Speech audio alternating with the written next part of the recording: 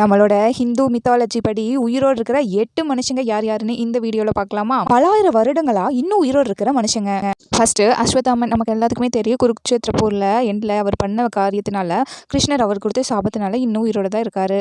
கேரளாவில் ரொம்ப ஃபேமஸான ஓணம் பண்டிகையோட கிங் மகாபலி அவங்க தான் வருஷத்துக்கு ஒருக்கா உலகத்துக்கு வர்றதாகவும் அவரை விஷ்ணுவை பாதாள உலகத்துக்கு அழைச்சிட்டு போகிறதாகவும் இன்னும் அவர் உயிரோட தான் இருக்காரு.